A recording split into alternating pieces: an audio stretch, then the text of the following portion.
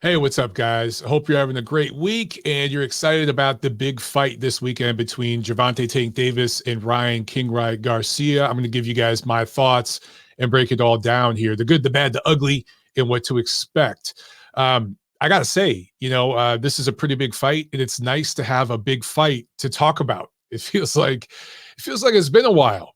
And I get it. Globally, this may not be a big fight on the world scale, but here in the United States, it is. It's a big matchup because these two fighters, you could make an argument that Tank and KingRy are the two most popular of all the young, up and coming American contenders.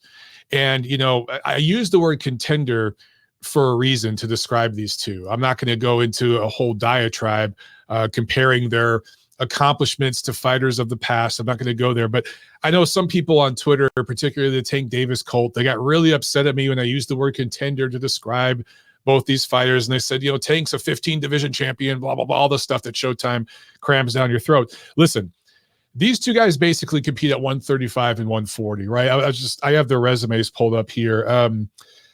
KingRy's last two fights were at 140. Tank's last three fights were at 135, and then he had a fight before that at 140. So these two fighters are at 135 and 140. Well, the actual champion at 135 right now is Devin Haney, and you can't dispute that. The actual champion at 140 is Josh Taylor, right? And you can't dispute that either. I don't care what the sanctioning organizations say. So that's why I'm referring to these two fighters as contenders. I don't give a damn what the WBA has to say, the WBC, whatever. Okay. I just had to get that out of the way. All right. Anyway, let's chop it up, man. Let's chop it up. Let's start with the intangibles here. Ryan Garcia, 4 years younger, and his career is 3 or 4 years newer. I think Tank started in 2013. So Tank has been a pro for a decade. And for Garcia, I think it was 2016, 2017, he started his pro career. He's 24 years old. Gervonta is 28, going on 29. Garcia is 5'10". Gervonta Davis is listed as 5'5". He's probably more like 5'4". He's a very little man. Garcia, 70-inch reach. And Gervonta Davis, I do believe, let me double check this, but I think it's a 67-inch reach. So let's start with that. I mean, obviously, guys, the experience factor here, the experience advantage goes to Tank. He's been fighting longer as a pro, and he's faced the better opposition overall as a pro. Both of these guys have fairly weak resumes. I've been highly critical of Gervonta Davis's resume because he's marketed as a pound-for-pound fighter, the champion and all this, and a pay-per-view fighter, and his resume just does not back that up. But the truth is, both of these fighters have limited resumes. I think Garcia gets a bit of a pass because he's younger. Like I said, he's only 24. So he gets a bit more of a pass. But Tank has fought the better opposition overall. I do agree with that. And so he has the experience factor. But the size advantage, obviously, goes to Ryan Garcia. He is the taller, longer fighter, and he uses his height pretty well. He doesn't move his head a whole lot, but he really hasn't had too much in his career because he's usually the taller fighter, and he does use his height and his length pretty well. Luke Campbell caught him, dropped him. Luke Campbell, very good fighter, very crafty, very underrated fighter here in the United States. But, to his credit, Garcia got up and came back and finished that fight and finished it by stoppage. So, okay. The height advantage, the reach advantage, the size advantage obviously goes to Garcia, but you have to negate a lot of that because of the clauses, right? There's the catch weight. We'll start with that. 136 pounds. Ryan Garcia has not weighed 136 since 2021 when he fought Luke Campbell, and he was dropped in that fight, as I mentioned before. He's a little flat-footed in that fight for a while.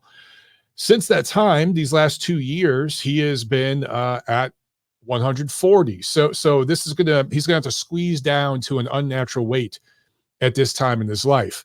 And on top of that, there's a rehydration clause. So he can only rehydrate so much. And I know a lot of you guys out there are saying that's not a big deal. Well, listen, any of you who've ever competed in sports, okay, and we'll take combat sports out of it. Let's just stick with running, okay? If you've ran a half marathon, and I've ran several of them, going back to my time in the Marine Corps, they're what, 13 miles? Professional prize fight is 12 rounds. So if one round equals a mile, it's pretty much a half marathon. Let's just say that, okay? Imagine running a half marathon and the night before you really wanted to eat pasta, but you had a rehydration clause. So you had to eat veggies. And the morning of, you wanted to drink a lot of water. You wanted to drink like a gallon of water and some Gatorade and get some, electrolytes and sugar in your system and all that. But you couldn't because you had a rehydration clause. So you wanted to drink this much water, you can only drink that much. You wanted to eat this much food, you can only eat that much. Are you going to feel 100% when you run the race? No. Are you going to be able to get through it? Are you going to be able to do it? Yes, because you've prepared. You've prepared and you can do the race. Are you going to run your best time? No, you won't. So I mentioned that because it is a factor here. Ryan Garcia fans seem to think this is all mind games, and he's been saying that he's on weight. He's been on weight for several weeks. If that is true, then he may very well be coming into this fight overtrained. I don't know what to think, but we'll find out. I will say this. The negotiations of this fight were quite one-sided in that one side made pretty much all the demands. The other side pretty much made all the concessions.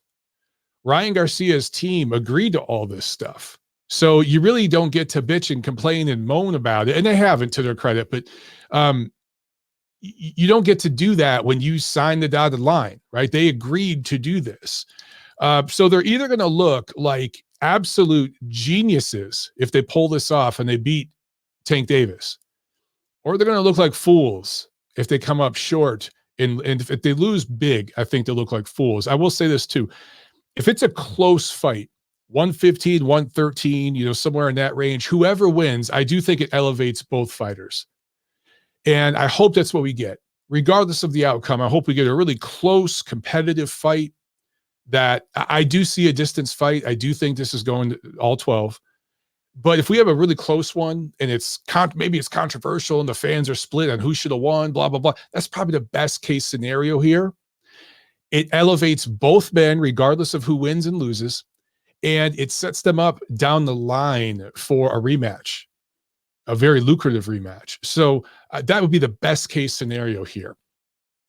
But going back to the hydration clause and the negotiations, Gervonta Davis fans are saying, well, he's the A side and he's just flexing his muscle. He's just telling the B side what to do because he can do that.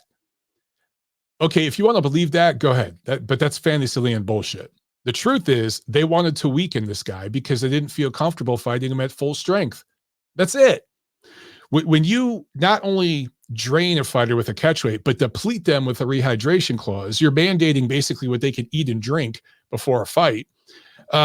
You're trying to weaken them to a degree. You don't want them at 100%.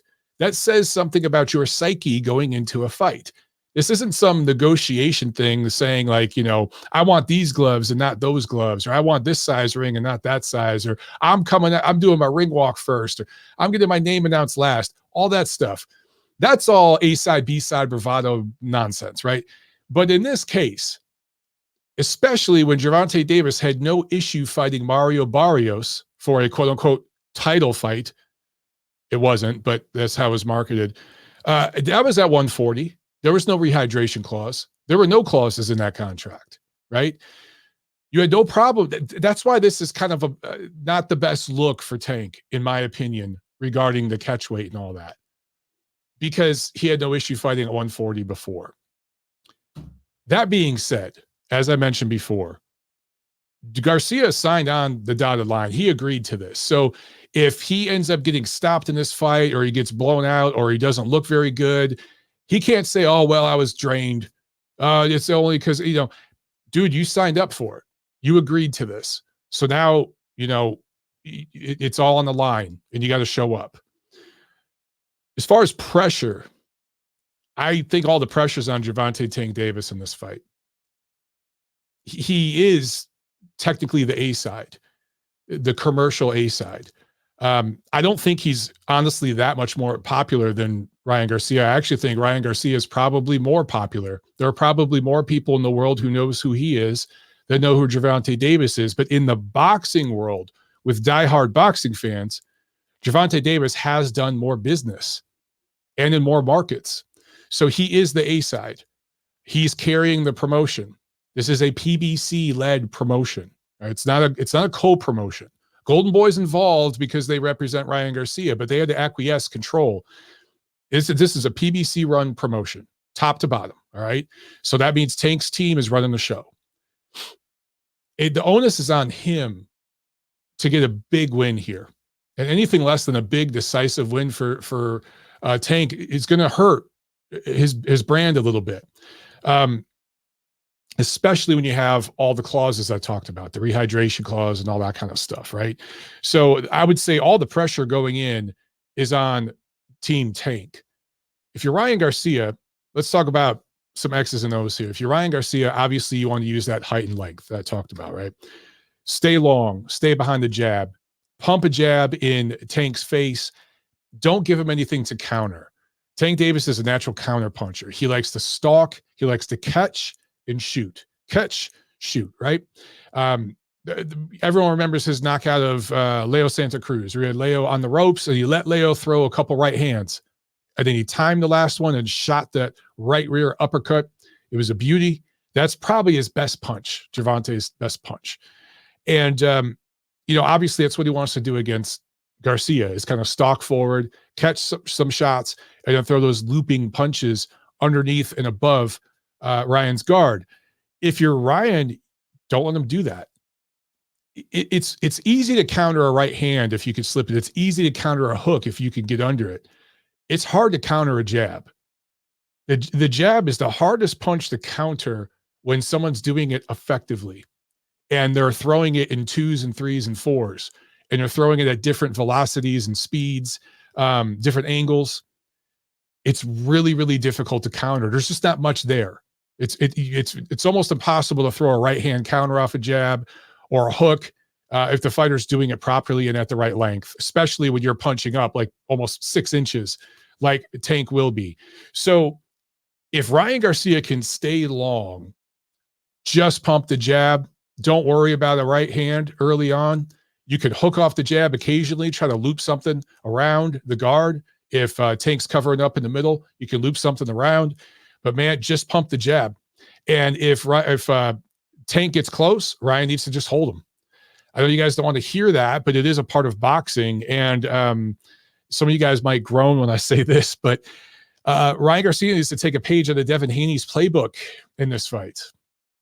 Sorry, I hate to say that, but the clinching and the holding and the positioning that Devin Haney uses on the inside, that is what helps him win fights, against really competitive opposition. And that's what Ryan Garcia, obviously he doesn't fight exactly like Devin Haney. I'm not trying to suggest that. I'm just saying sometimes he's going to have to hold, and he's going to have to get on Tank's shoulder and move him and then jab off. And if he can keep that going for 12 rounds, he can win this fight. That's the question. Can Garcia keep it up for 12 rounds, especially considering the clauses I mentioned before? That is what remains to be seen.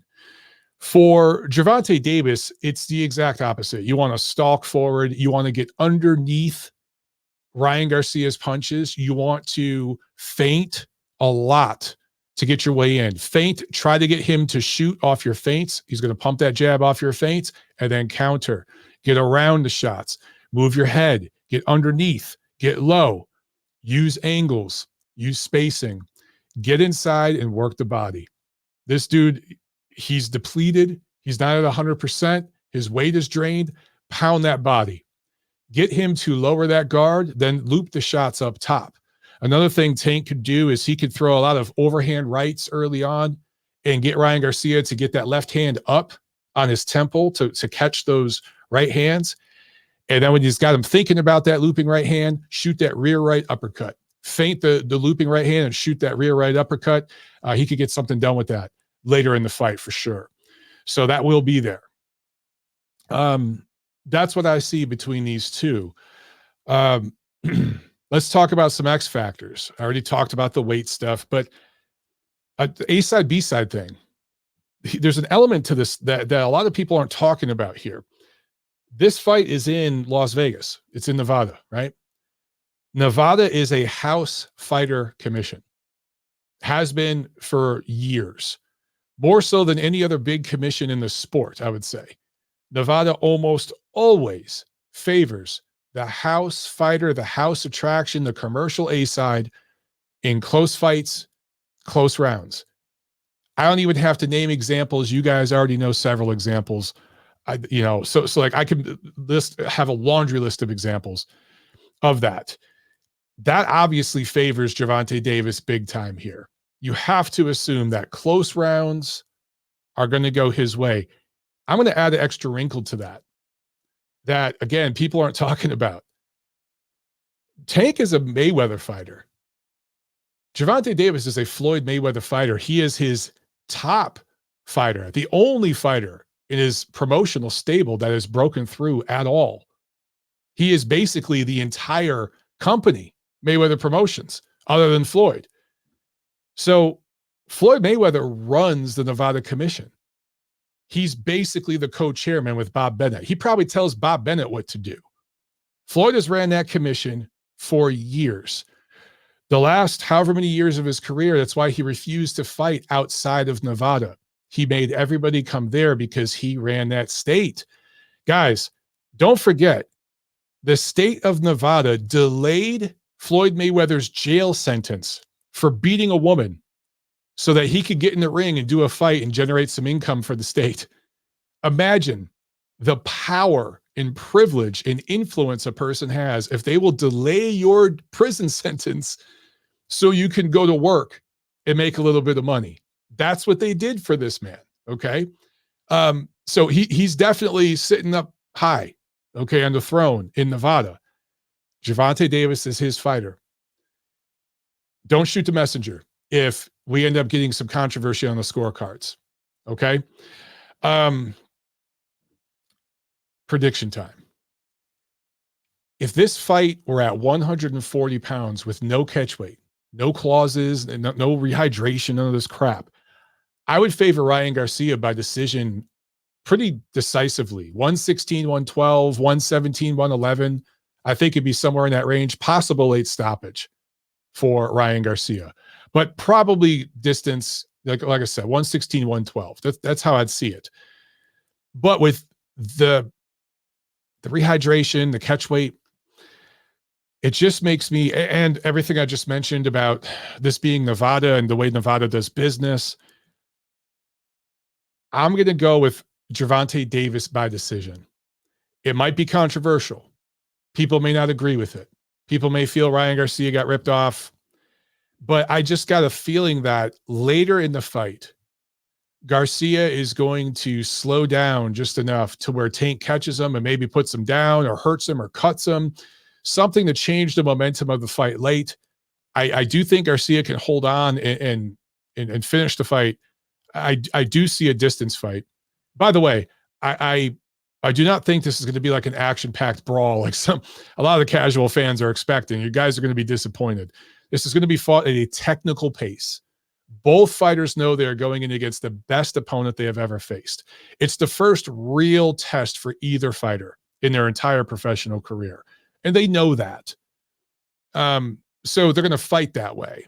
We've seen both fighters get hit with shots they shouldn't have been hit with in the past. You know, people have said that Tank has a leaky defense. I think Tank's defense is going to surprise people in this fight. I think he'll actually be a lot more technically sound because they know what they're in against. He's being tested for the first time. And same with Ryan Garcia. So I expect a distance fight fought at a technical pace with some bursts of action here or there. High tension. But in the end, I think Gervonta Davis wins a possibly controversial decision. And I will say this one last time. I can't remember if I mentioned this before or not, but if it's close, it elevates both men.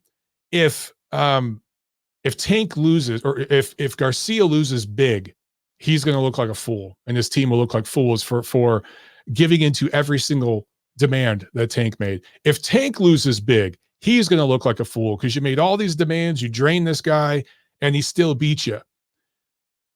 Best case scenario for both fighters, win, lose, or draw, is that we get a very close, very competitive fight. And perhaps, the scores, maybe it's a split decision, something like that, to where fans complain or argue, I should say, about who they think won. And it sets up a lucrative rematch. That's the best thing that could happen here for these two guys.